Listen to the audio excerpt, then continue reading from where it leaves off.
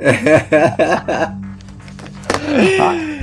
Mark, Happy New Year, man. I'm wearing that badge of honor very proudly right now. I mean, it's crazy, but I'm grateful for the crazy. And so Eric was like, well, you could play the tambourine. And I said, I'm not playing the tambourine. Sends her a t-shirt of my band forever. Yeah, exactly.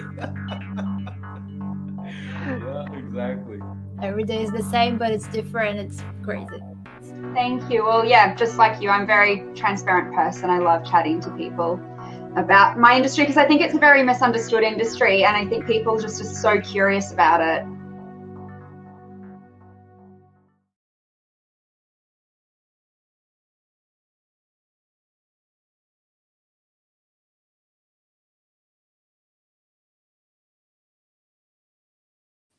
Good evening, good morning, good afternoon, wherever you are in the world. I'm Mark Sugiyama from Eclectic Arts, based here in Seattle, Washington. And thank you so much for joining me on this Tuesday, February 22nd, 2022, so 2/22/22. And I'm really excited about doing this live stream tonight with some local talent. But before we get to that, a few housekeeping details as always. The next confirmed live stream I have is this coming Sunday, the 27th at noon Pacific Standard Time. Work Wife will be joining me, and she's actually from the Seattle area, but she's now located in New York. So she's a really fantastic musician, singer, songwriter. So I'm looking forward to talking to her. As I mentioned yesterday, if you happen to be watching the live stream, that tomorrow I'll be photographing and reviewing a concert in person. And then on, Saturday, it's opening night for the new production of the Seattle Opera, so I will be there. And there's potentially another live stream coming this Friday. So if you'd like to know more about what's confirmed and what's not, please follow me as Eclectic Arts Media, one word, on Instagram. That's where I post everything first. I just restarted my Twitter, I think that was yesterday, and I just don't use it, but I kind of realized that I should be using it more. And I kind of have my opinions about social media, but anyway, it is there. So if you want to follow me, it's Eclectic Arts. I think it's Eclectic Arts Media is what I put it under.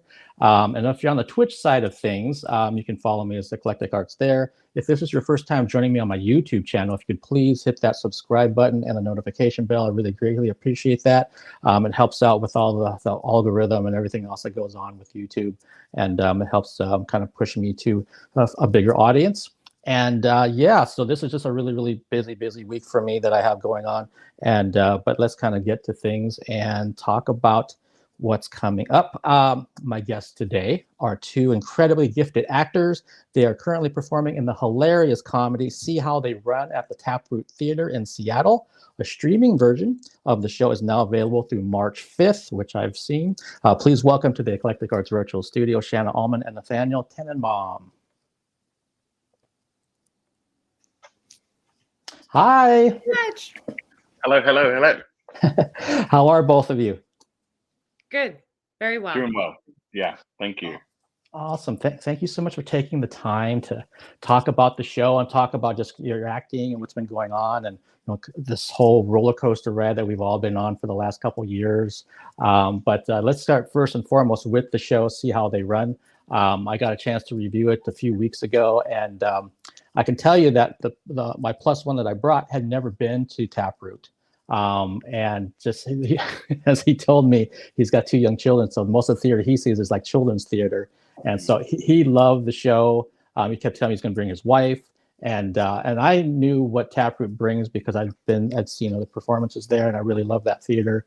But that that play is there's so many things going on with it, with the physical comedy and just the kind of zaniness of it. And I'm curious, like, can both of you kind of walk me through your respective roles, and like when did this start, when you started doing rehearsals, and how did you kind of get to where we're at now? You've been doing several performances. Well, we start 4 weeks out from when the show opens. It's pretty typical. And rehearsing and what was the rest of the question? Leading up to, like, what did it look like leading up to the production? Oh, right. So yeah, so we have it's typically like 3 weeks of rehearsing, and then 1 week that's a tech week where we implement all of the technical elements of the show, the costumes and the lighting and the sound and the set. And get ready for opening. Yeah. I mean, and actually, the journey started way earlier than that because, like, Shanna specifically and I were two cast members that were cast in 2019, and it got put on hold for like 2.5 years. So we've been waiting roughly 2.5 years to do what you saw a few weeks ago. So yeah, the wait was way bigger of a wind up than what normally happens. Oh, wow. Okay. Well, that actually gives probably a good segue, and we'll actually come back to the play and there are all the details about it. So since you were both cast back in 2019, and then of course the pandemic hit, and everything just came to a screeching halt. I'm curious, what did you do during that time? And I know it's kind of a loaded question because there's so many things you could have been doing and things that people were wrestling with, but I'm just kind of curious, maybe the better question is, what did you do like artistically during that time? I feel like this is what did you do during your summer vacation? Like school Absolutely. question? 100%. Make it interesting, Shanna. Oh, am I going first? Okay. ALLMAN. All right. Got it. Well, I really got into body work actually. Was a big part of obviously most artists, acting was kind of shut down. For me, it was body work and like alternative healing modalities, which I was already interested in before the pandemic hit, but because I wasn't reading scripts or learning lines or preparing for shows, I had the time and the brain capacity to kind of put into that other area of passion, that other passion of mine. So I did that, and I did a lot of writing as well. Okay. And Nathaniel? Yeah, I took a very similar path. I was in the production of Sister Act at Fifth Avenue when everything kind of got shut down. So I was in what Shannon was talking about earlier, Tech Week, where you bring the technical aspects and the lines and the blocking from the actors together. And we were only in like day 2 of Tech Week. And then we never came back again. And I sort of like, once I got a grip on what was going on, I was like, okay, I think this is, I dusted off my list. I dusted off my list of things that I never did because I was always tired from doing other things. And I like started hitting that list, and a lot of it was writing. A lot of it was baking. A lot of it was like improving my culinary skills. I'm pretty fond of like cooking and in the traditional methods and baking in the traditional methods. And I really jumped in, started learning German. Yeah, I just kind of, I'm very much a homebody. So like, I think this was like really my time to shine at home. So I really jumped into like just making my hobbit hole really cozy and nice. And I just moved in my place too. Like I just moved in in February. And so like once we were allowed to like mask up and go into like places like Value Village and Goodwill and all that kind of stuff, I just started really decorating my place. Because once I moved in, I was in a show. So like I still had boxes everywhere. And so I was just running back and forth to rehearsal. But once that happened, I settled in.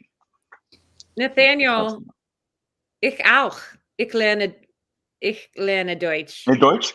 Yeah, ein bisschen. How did we not know this during the pandemic? I did too.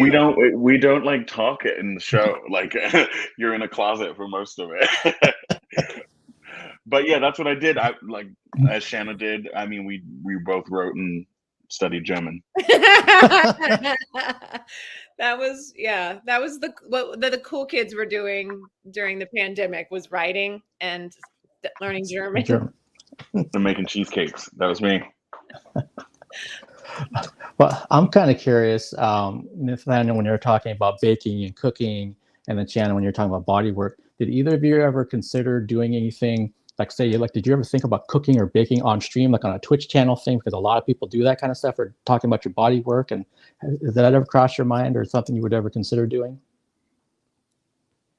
It's interesting. Like my relationship, it's funny that I really picked up on what you said about I restarted my Twitter, but my relationship to social media is a different, and that is very similar to me, Mark. Like I used to be on. Do you remember the app Vine? Mm-hmm. Yeah, I got pretty big on Vine, and with getting pretty big on Vine, I realized very quickly that I am not a very outward. I'm not a very like outward facing person. I kind of leave that to like theater. So the thought of like taking something that's like super personal, like cooking and like, because it's, I don't really talk a lot during it, and I would have to turn on the personality in order for people to be engaged about it, because it's really just me just doing mise en place and like going, okay, set this here and set this here, and I time this here and I time that here, and I'm pretty sure I would forget to engage, because for me it's such an internal, personal, soothing thing that inviting like other people into it would kind of make me feel like I was already working. Like I was, it made me feel like I was doing theater all over again, but like in a different manner. So no, but I do watch a lot of it. So I applaud those. I applaud those that really like to get out there and show their stuff. Like America's Test Kitchen has so much of my money because I just love watching them. I love watching them cook because they approach it from a very scientific way. And that like teach you how to get the recipe right every time perfectly because the science. And so not for me, no, but I do ingest it.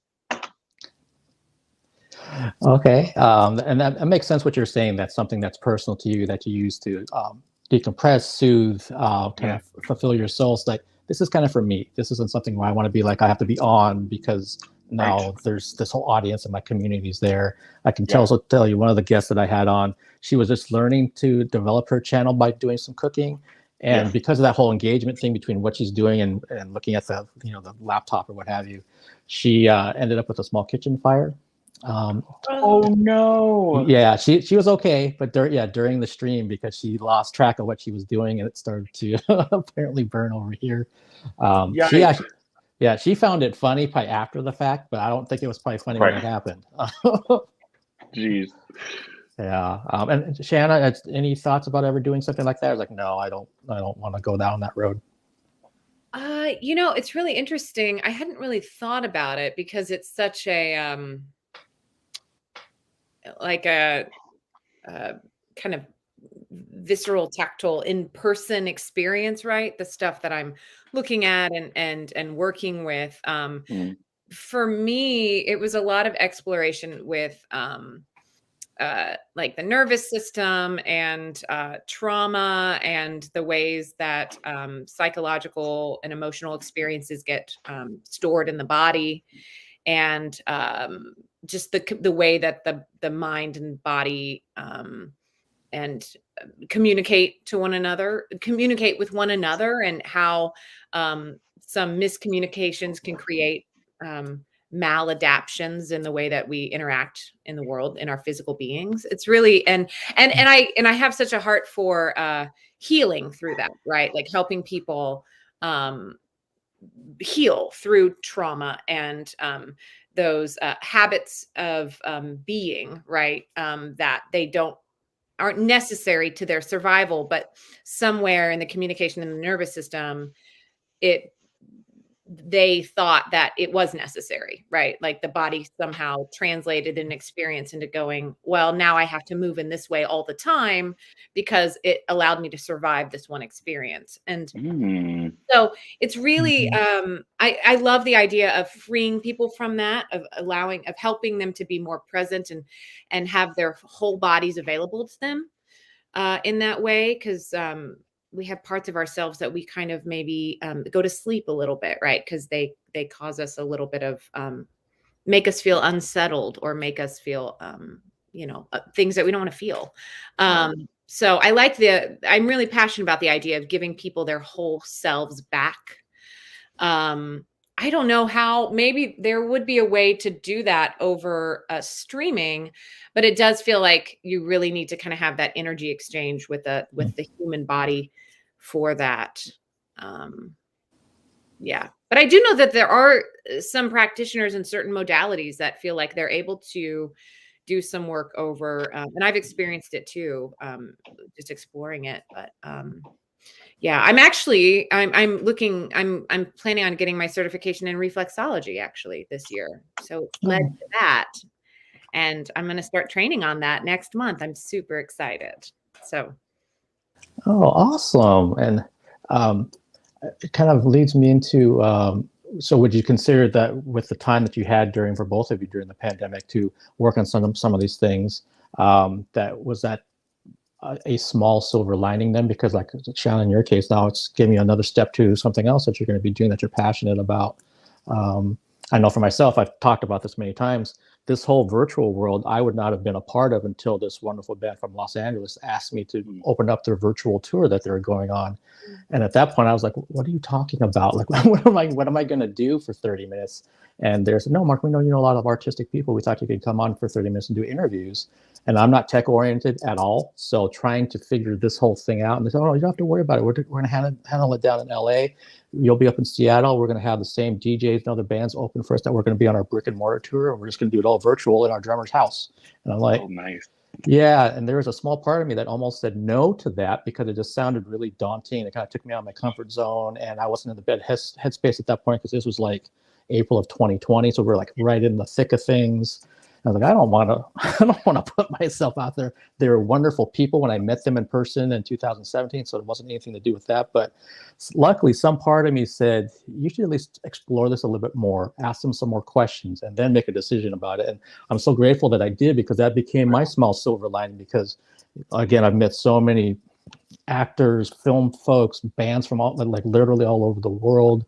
And it all happened virtually, of course, but it was like, all the photographer friends that I have for concerts, they're twiddling their thumbs and taking pictures of trees and whatever they could because they had nothing to shoot.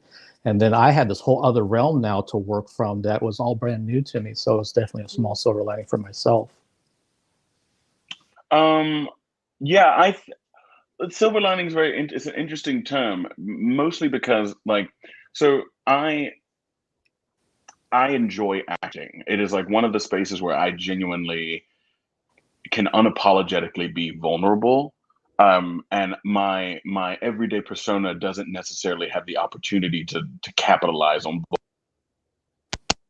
And like very similar to what Shanna mentioned, like a lot of trauma has created the persona that I present externally, and it's very like, here is what you get. Now get away from my front door. Like that's kind of just so I can keep that distance a little bit. But acting is the one place where I don't have to do that. The acting is one place where I can immediately justify feeling all of my emotions because it's my job. And I kind of use that as like a back door to sort of release a lot of what I can. And when that ability got taken away, and this brings you around to me answering your question. To be honest, the Japanese concept of Kaizen, like self-improvement, is really what I kind of base my interests off of. I'm always looking to self-improve. I'm always looking to better myself. And so when the acting got taken away, like when that wasn't an outlet for me, I was very easily able to like shift to something to increase my human capital, which was my culinary ability. It improved my ability to be able to tackle really intricate recipes. It improved my ability to be able to make something out of nothing. And those really were my silver lining. So I think having that time to really improve my skill, to really be proud of this thing that I've always had an affinity for, but didn't have the time to devote or the dedication to devote to it because I was occupying my time with like a more immediate visceral outlet, which was acting. It sort of allowed me to like rechannel that into something that was a little bit more of a delayed gratification, which I found I really get a lot out of. Like I really get a lot out of noticing my discipline. I really get a lot out of noticing the improvement, especially when it takes me a while, because I like to be good at things very quickly, and cooking just doesn't suffer that. And like, especially baking, like you really have to take your time. And like, there would be times where I would shortchange a thing or cut a corner, and it wouldn't come out to the standard that I would like. And then you kind of go back to the drawing board. And so, yes, but the silver lining's a little bit different for me. It's the fact that I got the time to get things right and to learn the lesson of constant forward motion and constant learning from the mistakes. That's more so the silver lining for me. So yeah, yes, in a way. Okay, no, that makes perfect sense to me. Yeah. And that just absolutely for me begs the question: what was it like for both of you the first time you got a chance to perform in front of a live audience again for whatever show that was? We did it together. That's so funny that we're the two here. Tell them, Shanna. Well, we did Christmas Carol at ACT before this show. And so we were in that show together. We didn't know each other when we started that show. We kind of did. I was the one that was like, have we met? Like literally, it was so embarrassing. We did a photo shoot, and wasn't in 2019. It was in 2019. We did a photo shoot for See How They Run in 2019. And in preparation for the show happening in 2020. And Nathaniel and I were both at that photo shoot, but we didn't really interact. I mean, we didn't. We're like taking photos. This is how you take photos. They were really good photos. They were fun. So we didn't know each other. We had physically been in the same space together. Okay, I'll give you that. But I think I had held your ankle, I guess. I think. Well, who hasn't? It's very provocative. Yeah, we're getting into it. Yeah. So we did Christmas Carol at ACT, and we played Mr. and Mrs. Fezziwig, which was just the best. A ball. And so anyway, we were together for that first experience. Nathaniel was also the narrator.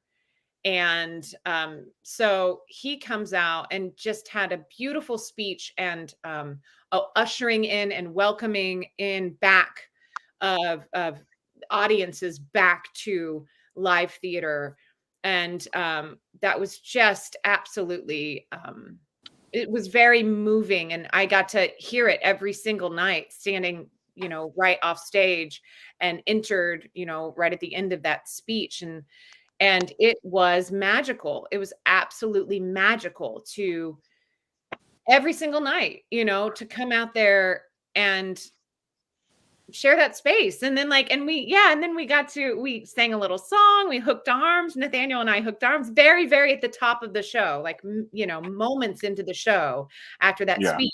Nathaniel and I are hooked arm in arm singing God Rest Ye Merry Gentlemen, and having this, the wind up of this show happening, and that energy and magic of actors coming on, and now the show is happening and we're all here. And it was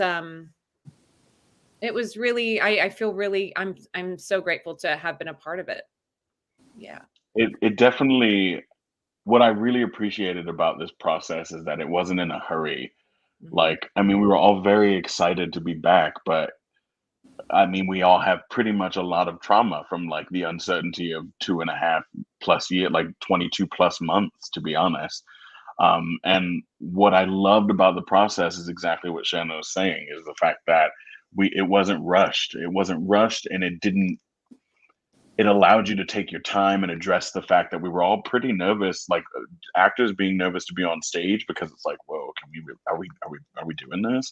And people sitting in the seats, whoa, are we really doing this? You know what I mean? It's been 2.5 years since you were sitting next to somebody in a theater, mask or no mask. It's just that you don't know. Oh my gosh.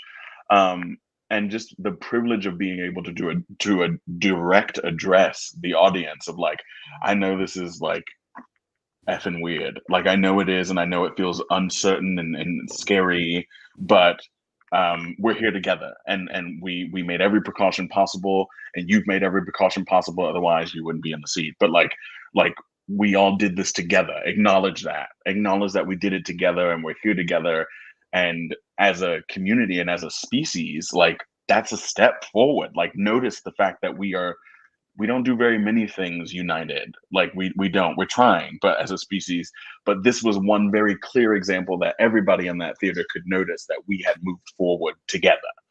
And that monologue helped us do that. And I think that really helped the transition feel deserved and right is the fact that we took in account that everybody's at a different place, and so we're setting the bar where we think everybody will be able to get on board, and they did. That was a leap. It really was. It was such a leap, and everybody jumped at the same time, and it's hard not to like get choked up about that. Like it really is, especially when we are so divided lately. And it really, I think too, it being a show that's about this kind of like rebirth and like coming back into this reconciliation with one another. If you look at Scrooge as somebody as being isolated and alone and being like separate from the world, and then coming into this like embracing of the world, it was just the metaphor of that show with the timing of coming back was a lot. Yeah, it was special. It was very special. And we all felt such an obligation. I mean, there was 20 of us in the cast, which is insane. And we all it felt like, you oftentimes feel like family in casts, you know one another, and you take care of one another, and you become very, you love each other. But Carol felt like there was this added layer of feeling really responsible, like legitimately responsible for the show, the health of the show and the health of one another. And we took what was really beautiful that they did is, and we had a fight and intimacy choreographer for See How They Run as well. And something that's been happening in the theater community. And it started before the pandemic happened, but I think the pandemic like really helped deepen the understanding of the need for this, is intimacy coordinators. Because we've had fight choreographers who come in and help choreograph these moments of physical intensity and violence.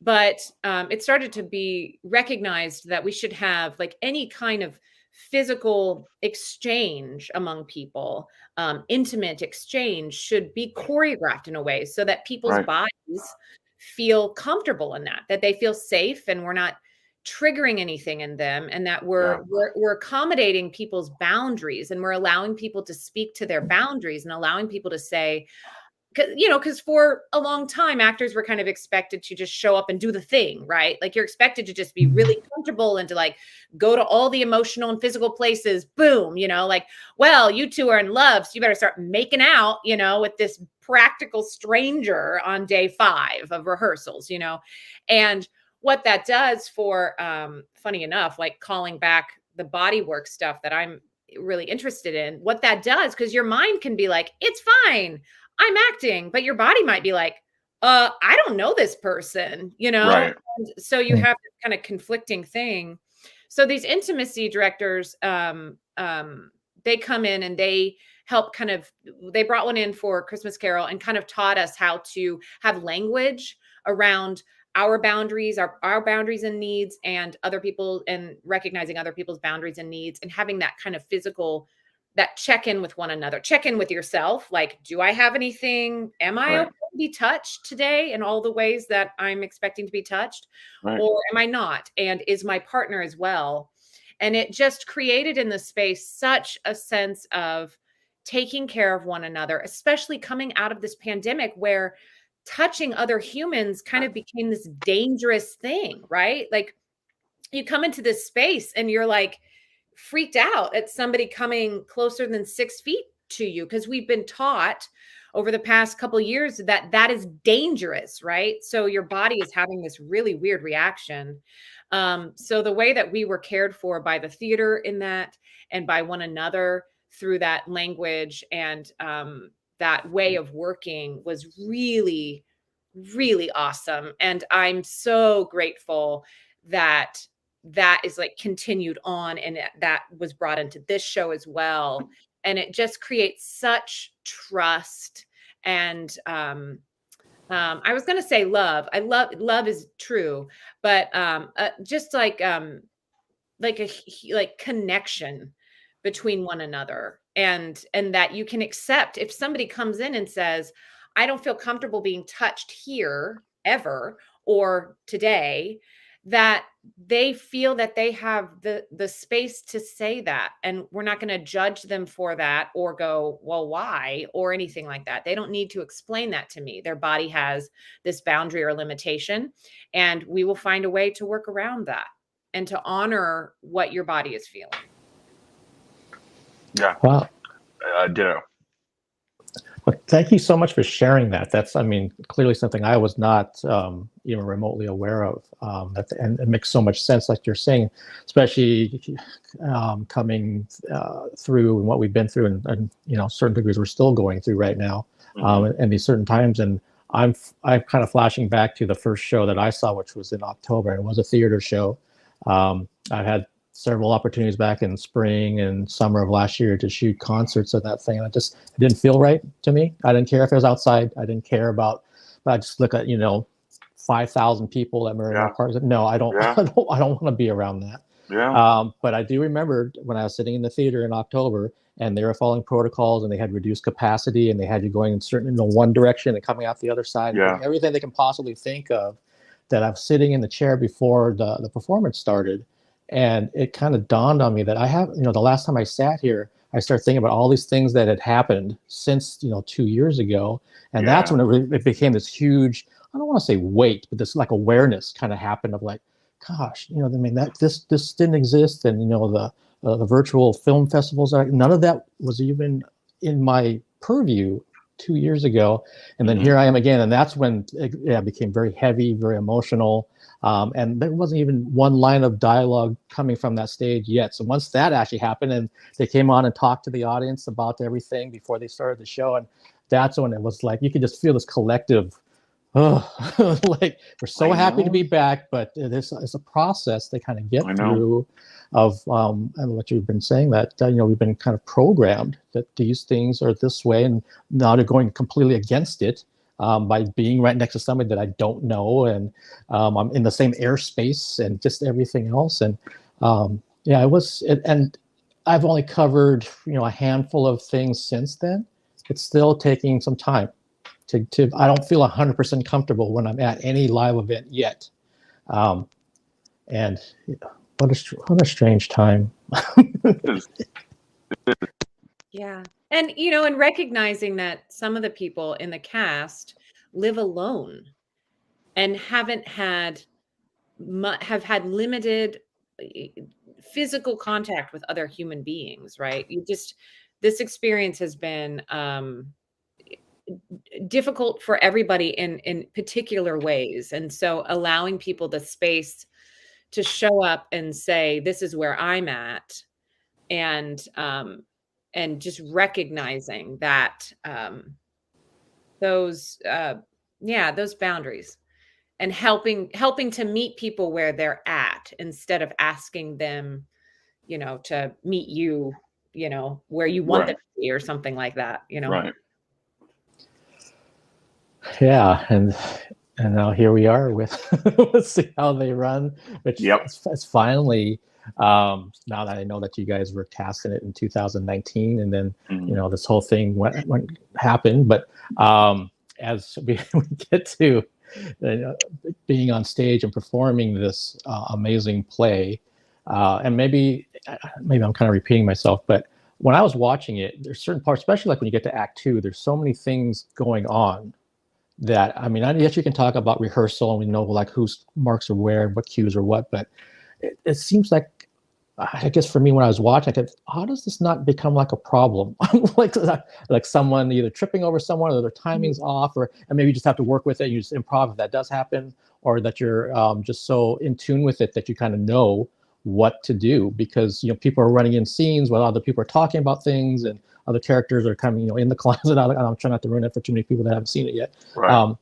But there's just so much stuff going on, and it was like, at least from me, from the audience point of view, I didn't notice anything in terms of maybe there was a mistake for all I know, and maybe, you know, I didn't even notice it. But we'll never tell. We don't make mistakes. We're robots. That's to be honest, that's a really good question. Like, farce is one of my favorite art forms in the theater, just because I view it a lot like building a house, and like the first The first thing you would like to do in building a house is you get together a team of specialists that are able to tackle each sort of area. You get an electrician that you trust, you get a woodworker that you trust, and you get a plumber that you trust, and you get everything that you need to get done. And then you set out with the blueprint, and that's what the director / foreman gets together. And so, Shannon, jump in whenever you want, but like, to keep along with the analogy, like I very much think you have to start with the frame of the house. Like, so you get a sense of what the story is, how it begins, where we are in the middle, and where it ends. And then you start filling it in with like sheetrock and wood and then studs. You find your load bearing wall. You find and those things are like very much, man, Adam Stanley would be so proud of me talking about this house stuff. Adam Stanley's an actor in Seattle who also builds houses, but like the analogy still who was in Christmas Carol with us. But the analogy still holds, because like you really truly have to find people that understand the art form, because everything is going at an accelerated speed. Like, this isn't Waiting for Godot. Everything is like going an accelerated amount faster than normal other plays would have to do. Normally you can get a slow burn, but you have to have people that are used to, like, you're just not going to hire a Michelin star waiter or cook to run a Waffle House, just because it is a very different speed of output. That, like, you have to find people that can really bring legitimacy and truth and honesty to things that are really not plausible. Like, you know what I mean? Like, farce is just training yourself to not be very keen, because in other words, things will fall through the cracks. And so you have to be able to be smart enough to know what not to look at, what not to hear, and what not to do, in order so things, like, everybody loves watching the house fall apart, but it's not falling apart. We've just rigged the house to do that. So everybody can just share in the fact of the dismantling of this thing, but it is actually a well-crafted pratfall. Like, it's speaking of like pratfalls, it's like, it's intentional that it looks like it's falling apart organically, but it isn't, because we've like put a stud here so that if you trip this thing, it'll just fall naturally. And everybody in the audience goes, oh my gosh, but we're ahead of it. But our job is to make sure that you don't know that we're ahead of it. And I think Karen like really garnered a group of people that could really lay down the foundation and really put in like the sheetrock and really put in the wallpaper and the lighting and all these different kind of things, so that when we're running in and out of this house, like, it only falls when we want it to, because we've built it this way. And that's really like the only way you could do a successful farce, is that everybody has the same blueprint and everybody is knowing where the exits are, where the trick door is, where everybody knows where that is. And it's no other way to do it, in my opinion. Shannon, what do you think? Like, that's how I feel about it. Yeah. Yeah, I think, I mean, yeah, that's a very good metaphor for it. It takes, it made me think of the famous quote, anybody can make them cry, but it takes a genius to make them laugh. It's true.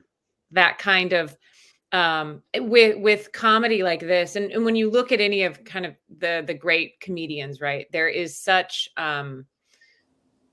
it's not something that you can, there is such craftsmanship to what's being done, as far as understanding the like rate, tempo, adjustments that are happening within the scene, within the line, physically, giving the audience time to catch the thing, being ahead of them, but then giving them time to catch the thing so they know the jokes, so then to set up. It's very technical in that regard. And you have to,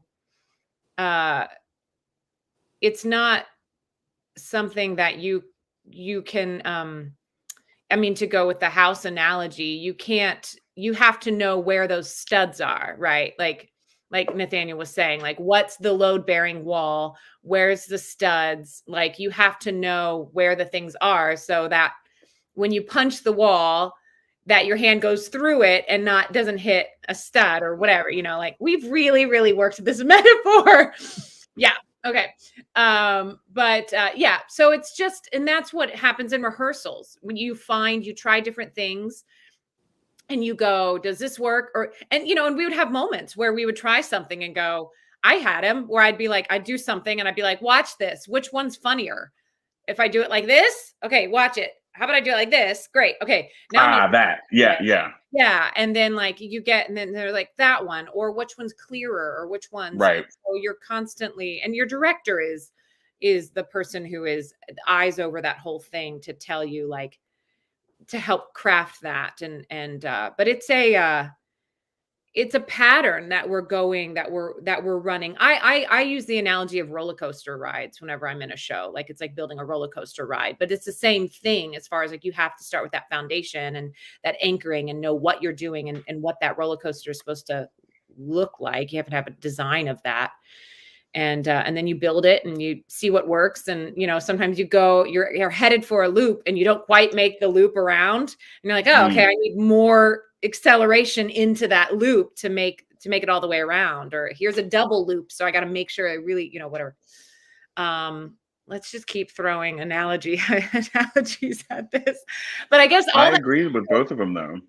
All that to say that it is it's craftsmanship, just like you would find in building a house, that there's and then you just execute it every night. You line those dominoes up. I'm going to use another one. I'm going to throw another one in there. You line those dominoes up, and then you just let them fall, and you enjoy the falling, and the audience gets to enjoy the falling too.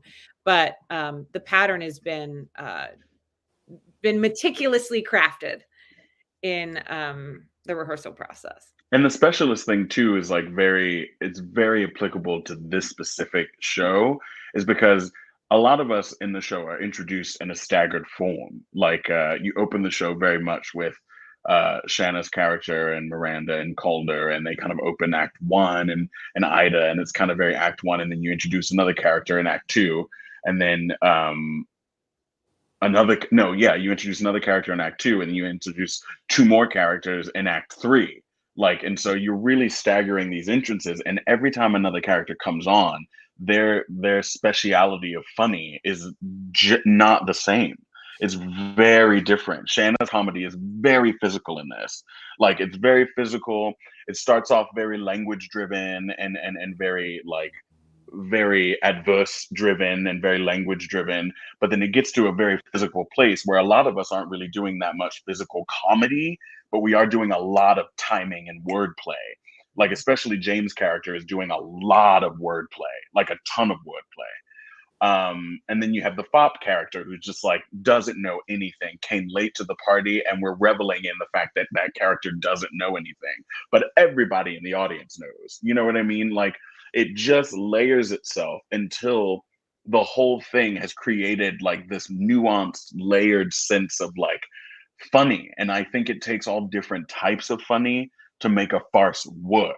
Everybody can't be very physical, otherwise it would be a cirque show. You know what I mean? It has to be, you have to come at it from different angles, and otherwise you'll have a really inadequate house. To bring it back around to the house. And it's such a testimony to Philip King, who is the playwright. Oh no. Can you hear Shannon, Mark? Mm-hmm. Yeah. We can hear you. Wow, I can't hear anyone. Oh. Yeah. Oh, you're. Oh, I see. I got us. Got us back. Can you hear? You're muted now. Yeah. You can't hear us. Can you hear us? Yeah, I can hear. Yeah, I got you. Okay, good. I was just saying that it's a testimony to Philip King, who is the playwright, because the architect, there we go, the architect of the show. We're just going to keep going on this. It's lovely. Why not? It is lovely. It's a very perfect metaphor. Because the way that he crafted this show, which I adore that, because it was written in 1943, I think.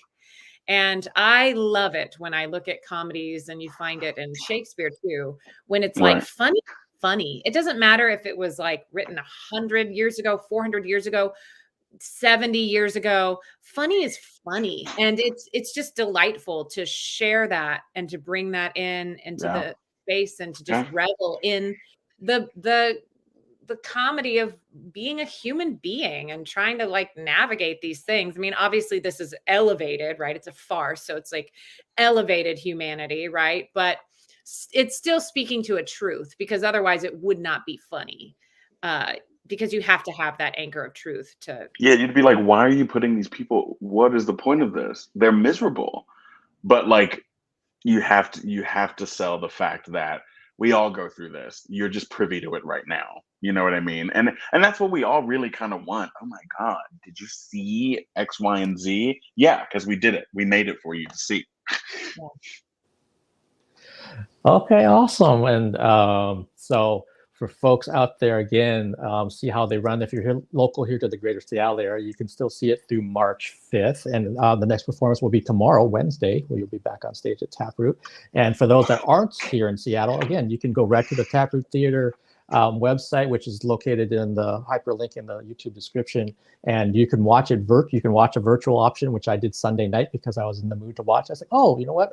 They premiered it on Saturday. I can pay a few bucks and I can watch it. So I got to see both versions. And as I mentioned to Nathaniel before we went live, I will be back in person on March 4th to see it again because I liked it so much. Mark. So yeah, I can't wait to take it in a second time in person. But before we kind of wrap things up, I'm also curious, Nathaniel and Shannon, what do you have coming up? Shannon, you already kind of mentioned one thing, but theater-wise, are there other things, projects, stuff that you guys have coming up that you can mention before we call it a night? You know, yeah, March 20th at the Isaac Studio, which is right there at Taproot at 7:30 p.m., free to the public, is a staged reading of one of my latest plays, which was something I got really into, a lot of writing during the pandemic. It's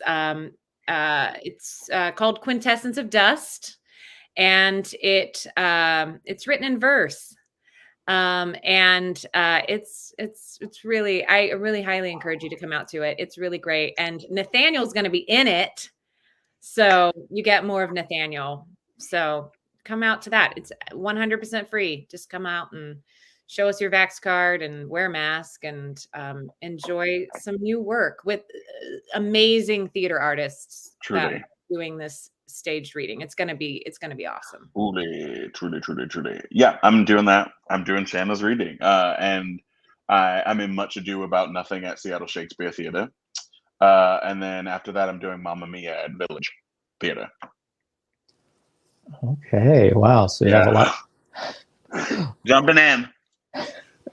No, that's awesome. And so Shannon, that was March 20th for your reading. March 20th, 7:30 p.m. at the Isaac Studio. Yep. Be there or be there. You're gonna want to be there. You're gonna want to be there. Trust me. I wrote it down. I have the information. So, but barring any other kind of commitment, I don't think I have on the 20th. So I would love to check this out. So, but again, everybody out there, see how they run. Taproot Theater runs through March 5th. It's here locally on Wednesdays, Thursdays, Fridays, and 2 shows on Saturdays. You can go to taproottheater.org. And Shanna and Nathaniel, thank you so much for taking the time tonight. I so enjoyed hearing and learning about everything, and also just how much I love the show, and the fact that we're all back enjoying what we like doing live. Yeah. Back in that space. Thank you, Mark. This is so pleasant. Thank you, Mark. Thank you. I really appreciate it again, and I'm looking forward to seeing you back on stage on the 4th. Yeah, absolutely. Yay. And really, your level of professionalism and streamlined is it's really should be applauded. You've done a great thing. Like, this is really. I looked at some of your previous interviews and really exceptional. I'm happy to be a part of the legacy you're building with Eclectic Arts. Same. Oh, thank you so much. Absolutely. I greatly appreciate that. It's it's honestly I rarely get feedback. But I want you to know, like, I can tell the detail and the pride you take in it, and that's really that's the only kind of thing I want to be a part of. So I said yes to Shanna's project. It's like I just love seeing passion projects, and I love people that really take the initiative and make it look nice, not just for out there, but for themselves, because it's an internal thing, and I love that. Thank you. Thank you for saying that. I so appreciate it.